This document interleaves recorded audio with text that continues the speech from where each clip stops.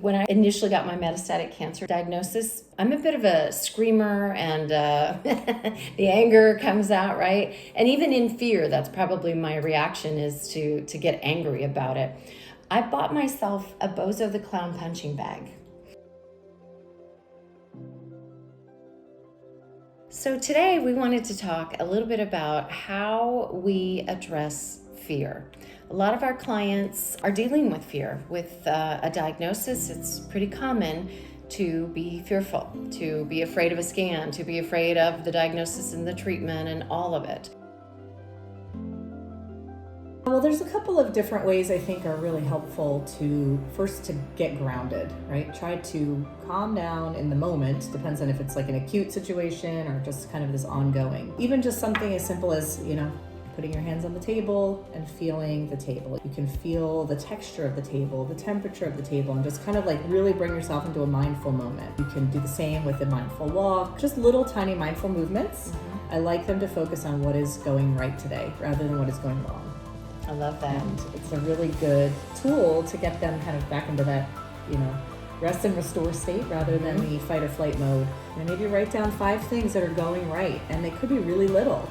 But allowing your brain to know that there are some things that are going well and reminding them that not everything is kind of collapsing in the moment. Right, yeah.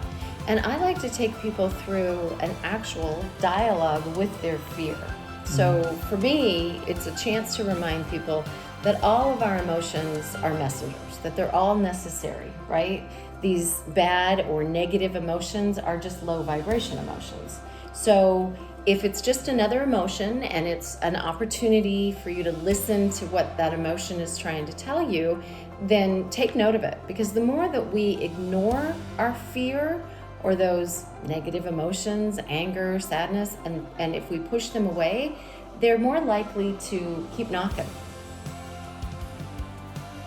Have a dialogue. I encourage my clients to either do it with me or anytime it comes up to then say, oh, hello, my old friend fear, sit down, let's have a cup of tea and talk. What's fear trying to tell you right now in this moment? Let's have a conversation, fear. What are you really trying to tell me? And I'm sorry if I haven't listened to you in the past. I'm listening to you now. And fear, let me assure you that me and my higher power have this particular situation under control.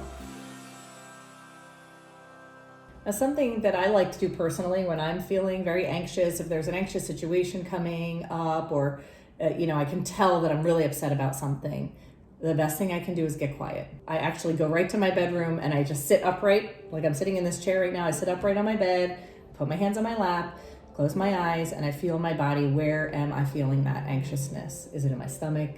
Is it in my chest? Is my heart racing? Do I have a headache? And through those different touch points, I can really breathe space into it and calm it back down, and then really go back to the situation that triggered it and think about, what was it? Was it the tone of voice that somebody used for me? Was it something somebody said that really got me worked up?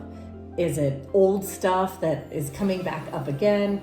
And then thinking in that quiet moment through that silence, really allowing its space to talk to me, like she suggested, and then head back out my bedroom door, back out into the world. But taking that 5 minutes is a total game changer for me. What do you think works best for you personally? For me personally, when I initially got my metastatic cancer diagnosis, I'm a bit of a screamer and the anger comes out, right? And even in fear, that's probably my reaction, is to get angry about it. I bought myself a Bozo the Clown punching bag. It was one of those old punching bags that had sand on the bottom of it and the clown shape, and Bozo's creepy face on it. And so I would punch Bozo when I was angry and upset, or I might scream into a pillow. I need to sort of like let it out, let it off, like, the fear, the anger. And dancing helps, as you know. I love dancing for just about everything that ails someone. Right, so a tool that I like to give is the 5 senses. The first one, we're gonna do 5 things that we can hear. Just close your eyes and think of 5 things that you can hear right now. Just listen and hear what those 5 things are. Once you get to that, what are 4 things that I can see? I'm just gonna look around the room what are 4 things I can see? And you're just in the moment, you're just thinking about these things and being present. Third thing, what are 3 things I can smell? Or maybe it's touch. Maybe touch is easier. If you can't smell 3 things, then maybe you smell 2 things. And then lastly, what do you taste? So just 5 simple things. It's very easy to remember. You can do it in the car, you can do it at work, anywhere. Yeah, doctor's office. But I think that's a really good takeaway for all of you, to use that tool as a starting point if you don't already have a strategy. So thanks for following us and listening to this video. Like, follow, and subscribe.